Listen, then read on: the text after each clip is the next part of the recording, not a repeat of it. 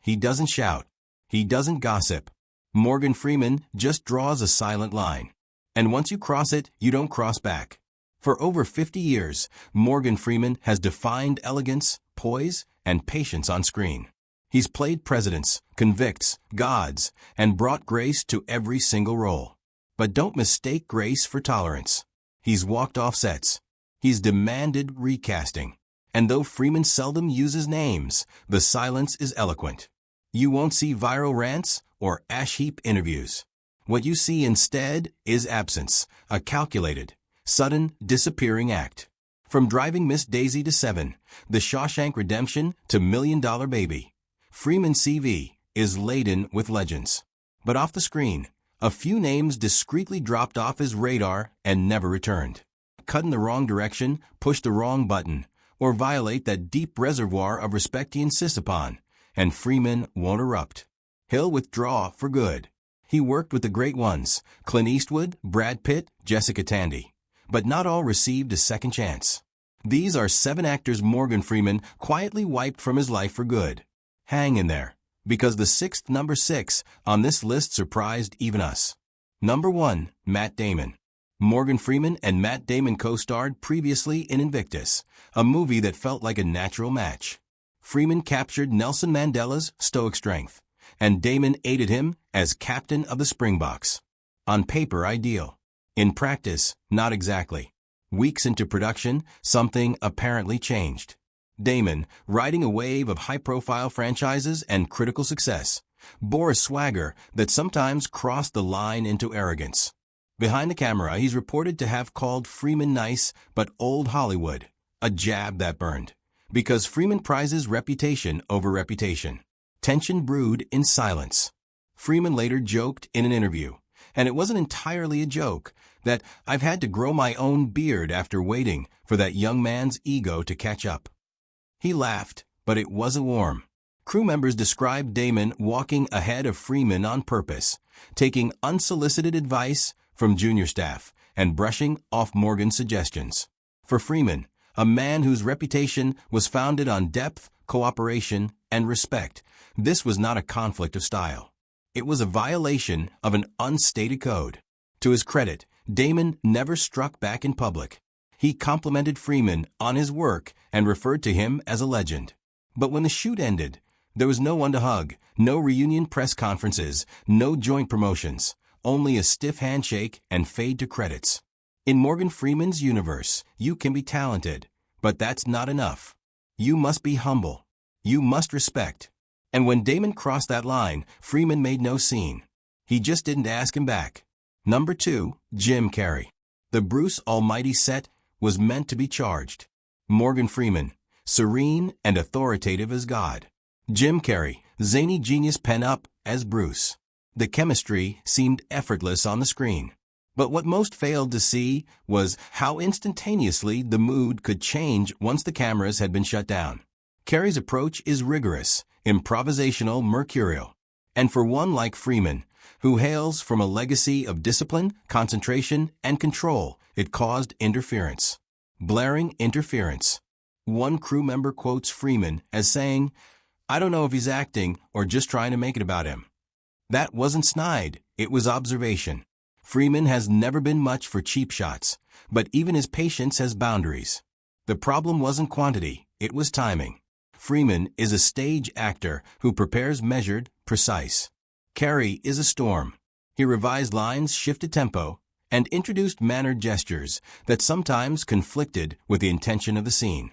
According to one source, Freeman would pause, sigh, and require the energy in the room to return to normal before he delivered his lines with muted intensity.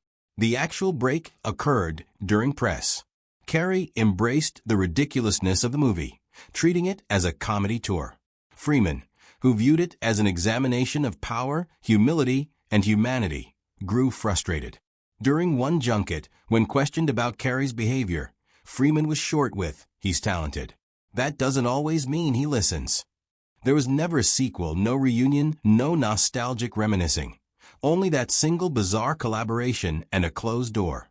Jim Carrey famously said, "Morgan brings a gravity that I try not to disrupt." But in Freeman's universe, trying not to is sometimes not enough. Once deference begins to slip, even behind a grin, Freeman lets silence do the talking. Number 3. Spike Lee. When two giants talk, Hollywood pays attention. But when those giants disagree, the quiet that follows tells us even more. For decades, Spike Lee and Morgan Freeman were on opposite sides of a growing chasm within Black Hollywood. Not due to personal betrayal or behind-the-scenes drama, but because of something more profound: ideology. The feud started in the early 2000s when Spike Lee attacked black actors who, in his opinion, pretend race doesn't exist. Without explicitly mentioning names, he chastised stars who played roles that could have been played by anybody, a direct reference to Freeman, whose career regularly avoided racially provocative stories for universal ones. Freeman replied icily, calmly, but to the point. In an interview in 2005, he stated, "I don't want a Black History Month. I don't want a label. I want to be treated like everyone else." It wasn't a catchphrase, it was a credo. To Lee, it seemed like denial. Behind closed doors, insiders complained about mutual disdain. Freeman reportedly turned down several Spike Lee projects without explanation. Lee, meanwhile, doubled down, referring to some actors as comfortable in the system. No public feud, no confrontation, but the chill was palpable.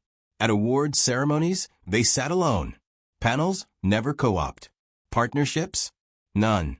For two men of enormous cultural sway, that sort of silence speaks volumes. In Hollywood, silence is a surgical strike, and Morgan Freeman's chilliness from Spike Lee spoke volumes.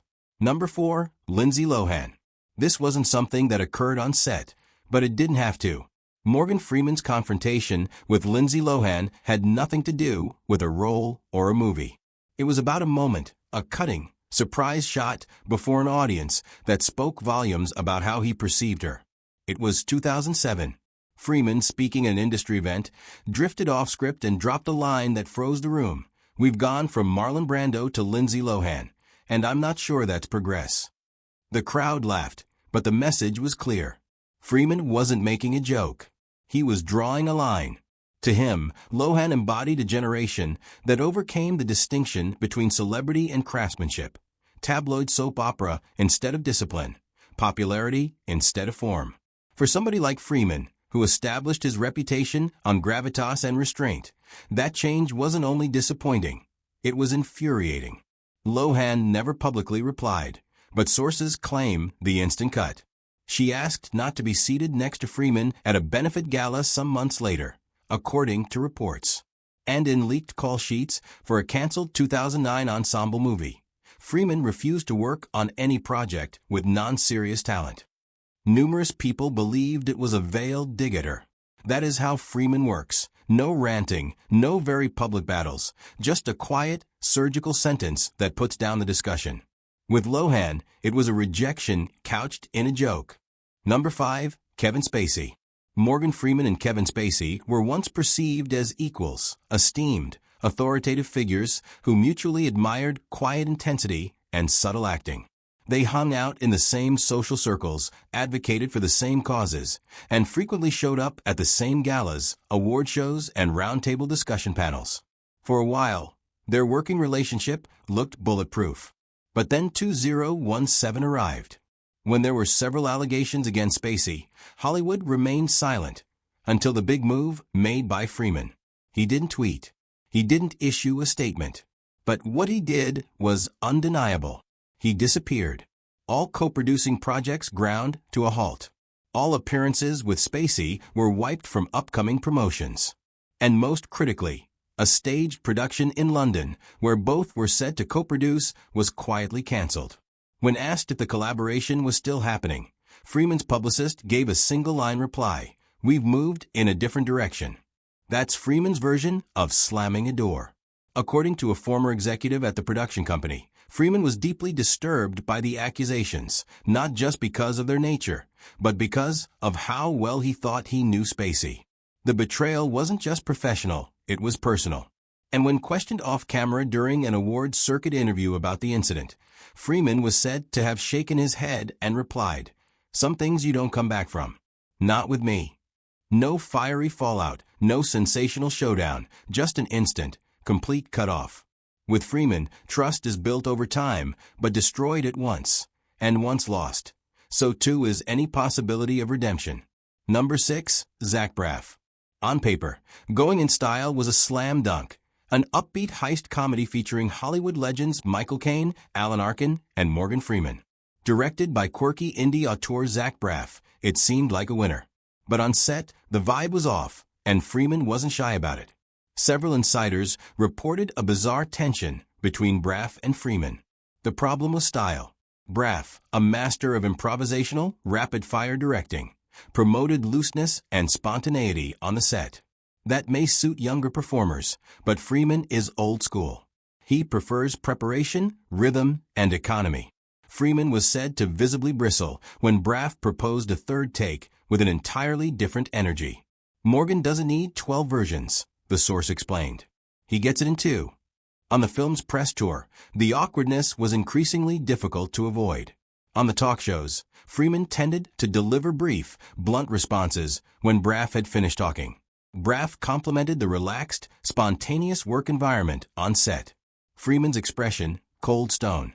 Later, when asked what attracted him to the project, Freeman responded bluntly, "The check cleared." The audience laughed, but Freeman did not. There was even one junket that went viral when Braff went on and on describing a scene, only for Freeman to whisper loud enough to be heard, "Or we could just act." Throw in an eye roll, a raised eyebrow, and you had sufficient to illuminate Reddit forums for days. For the record, there was no meltdown.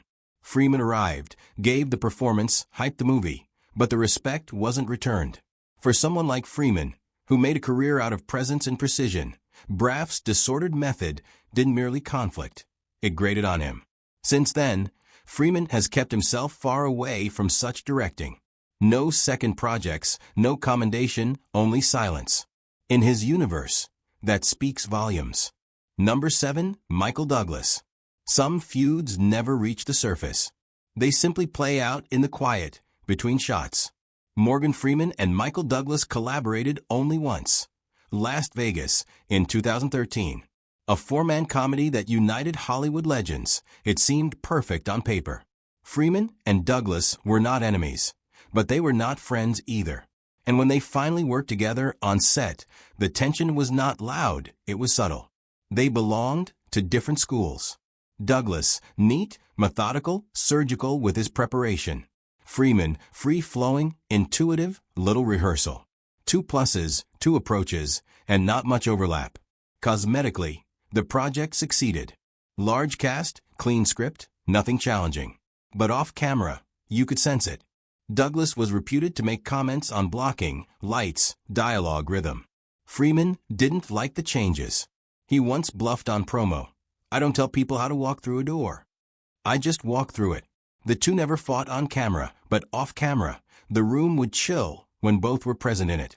One member of the crew summed it up, "They didn't hate each other, but you always knew not to put them next to each other at lunch." During press, Douglas tended to dominate, leading the questions, maintaining the energy level. Freeman, usually easygoing and affable, kept his responses brief. When questioned on the cast, Freeman cited De Niro and Klein, then fell silent and moved on. They had been scheduled for a combined interview. It was canceled, then quietly rearranged as individual sessions. Douglas later complimented the coherence of the production. Freeman, questioned on Douglas, replied, "He's a guy who gets what he wants. I respect that. I just don't operate that way." It wasn't passive-aggressive. It was simply passive. 2 old-school actors maintaining space. Freeman never spoke of the experience again. Douglas never invited him back. And though the film did moderately well, there was never a mention of a sequel. Morgan Freeman doesn't slam doors. He simply never opens them again. In a business reliant on reinvention, Freeman established his legacy on consistency, calm, command, and control. But intrude on his space, provoke his temper, defy his cadence, and he won't yell. He simply vanishes from your circle. That's the habit. No tantrums, no declarations, but a tacit refusal to come back. It's not meanness, it's specificity. Because for Freeman, Respect isn't loud, it's quiet. And once that quiet begins, it usually doesn't end. There are some actors who remain in his orbit indefinitely. Clint Eastwood, Tim Robbins, Jessica Tandy. But the seven you just saw lost not only a co-star, but a gatekeeper.